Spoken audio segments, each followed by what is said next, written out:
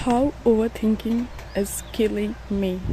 So hello everyone, this is me and इस video का topic होने वाला है कि ओवर थिंकिंग एक इंसान को कैसे अंदर से ख़त्म कर देता है और मैं इसके साथ कैसे डील कर रही हूँ, अभी मेरी क्या हालत है।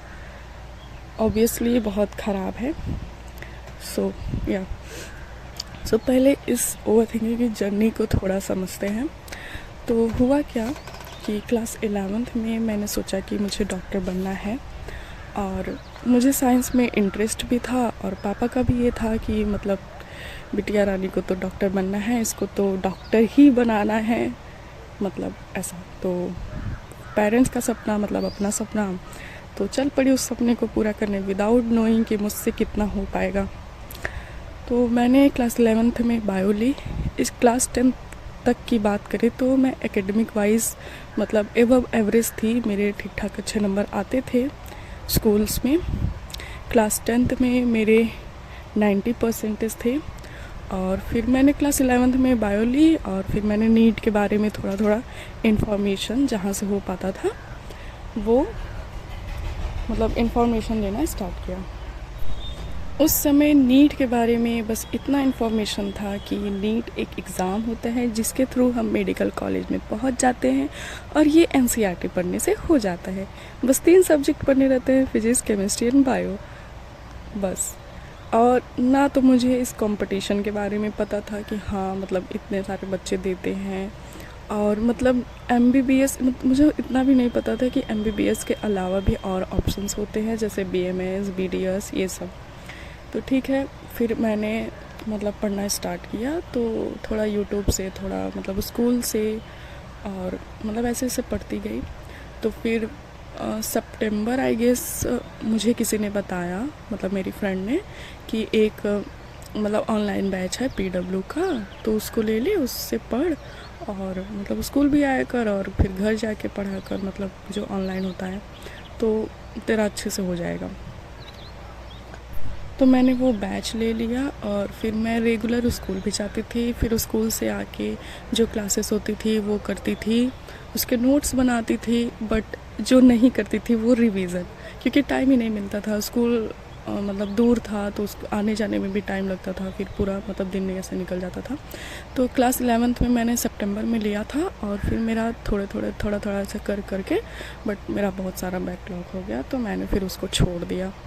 मतलब किया ऑब्वियसली, जो छुट्टियां मिली थी समर वेकेशन उसमें भी कंप्लीट करने की कोशिश की, बट वही था कि नोट्स बना लिए थे और कुछ हो नहीं पाया था ढंग से, मतलब कॉन्सेप्ट नहीं क्लियर थे। तो फिर उसके बाद आती है क्लास 12th। तो उसमें टीचर्स बोलते हैं कि जो 11th नहीं पढ़ के आया है उसका कुछ नहीं हो पाएगा, जब बेसिक्स ही नहीं स्ट्रांग रहेंगे तो नहीं हो पाएगा। ऐसे मतलब बहुत डर लगता था कि यार कैसे होगा 11th में। तो फिर धीरे धीरे 11th का भी पढ़ना स्टार्ट किया, साथ में 12th का। तो उस साल तो मैंने बैच नहीं लिया था, मैं बस स्कूल से ही पढ़ती थी क्योंकि बोर्ड्स भी थे तो मुझे वो भी करना था। तो ऐसे ऐसे करके बोर्ड्स निकल गए और फिर मतलब नीट की तैयारी तो वो तो भूल ही जाओ, सही से हो नहीं पाई थी ना 11th में ना 12th में। तो मैंने उस साल एग्ज़ाम नहीं दिए थे क्योंकि मुझे पता था अगर मैं एग्ज़ाम दूंगी भी तो वही 250-200 ऐसे ही नंबर आएंगे। तो मैंने छोड़ दिया उसी, मतलब एग्ज़ाम नहीं दिया। मैंने पढ़ा, सब कुछ था, बट मुझे याद कुछ नहीं था। तो ऐसा था मेरा। तो फिर 12th तो बीत गई, मतलब 12th में मेरे 80% थे। तो हुआ कि अब क्या करें, तो मैंने डिसाइड किया कि let's take one drop and let's see क्या होता है। तो मैंने पीडब्ल्यू का ऑनलाइन बैच ज्वाइन कर लिया और मैंने घर से पढ़ना स्टार्ट कर दिया।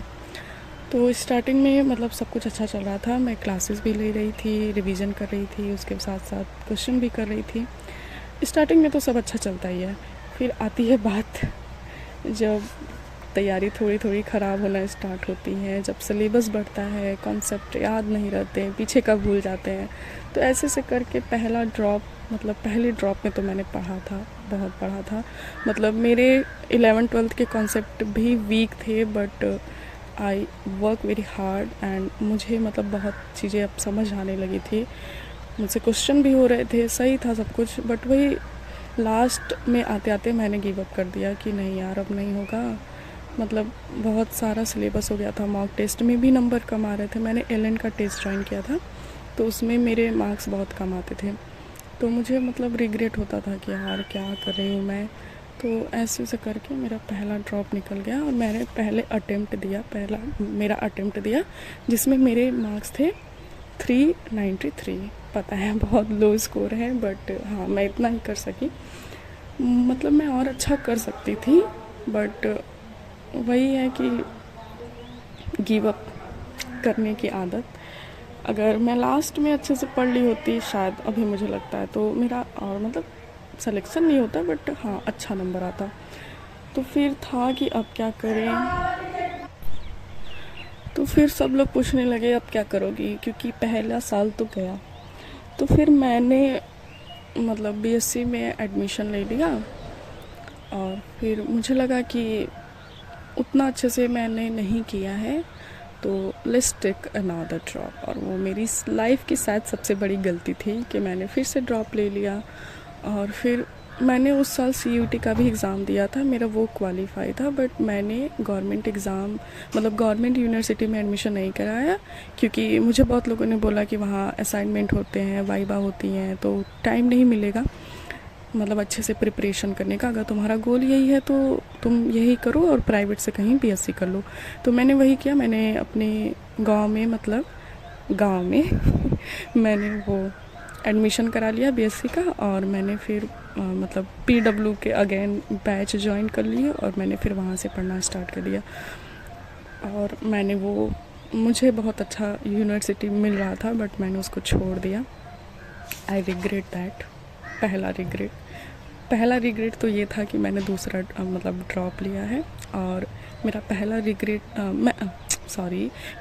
रिग्रेट था कि मैंने दूसरा ड्रॉप नहीं लिया था, और मेरा दूसरा रिग्रेट था कि मैंने इतने अच्छे बीएससी के जो मुझे कॉलेज मिले थे मैंने उसको छोड़ दिया था नीट के चक्कर में।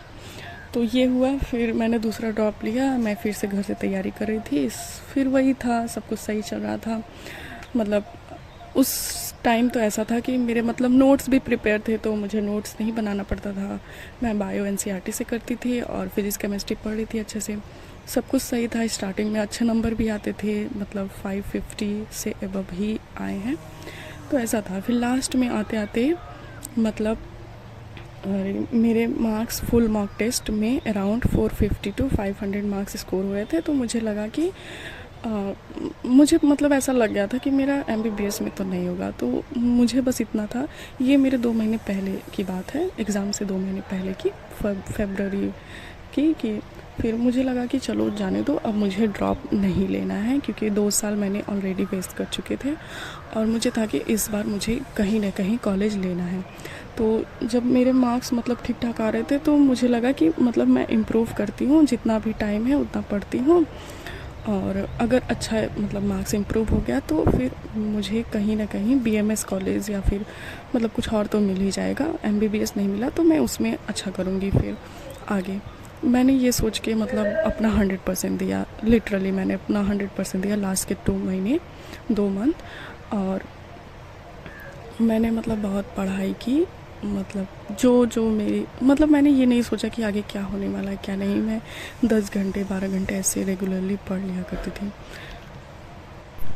मतलब मेरा बिल्कुल कभी कभी मेरा बिल्कुल पढ़ने का मन नहीं करता था, बट स्टिल मैं ये सोचती थी कि बस ये लास्ट ड्रॉप है, मतलब इतना अब कर चुके हैं तो बस 2 महीने और पढ़ लेते हैं। मैंने अपना 100% दिया, मुझे इस बात का रिग्रेट नहीं है, थैंक गॉड। और फिर मतलब फिर आया एग्ज़ाम डे 2025, और जो सोचा नहीं था वही हुआ। मतलब एग्ज़ाम मेरा इतना ख़राब गया, और मैंने नीट के अलावा कोई और फॉर्म नहीं फिल किया था, क्योंकि मुझे लगता था कि मेरा कहीं ना कहीं एडमिशन हो जाएगा और मुझे कुछ करना ही नहीं था। मैंने कभी किसी और के बारे में सोचा ही नहीं था।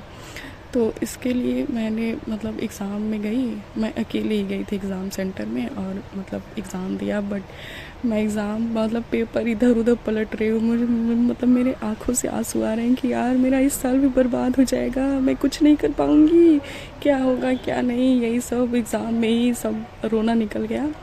और एग्ज़ाम जैसे तैसे पूरा कंप्लीट किया। बाहर आई तो पता चल गया था कि मैंने बहुत सारे तुक्के भी मार दिए थे फिज़िक्स एंड केमिस्ट्री में।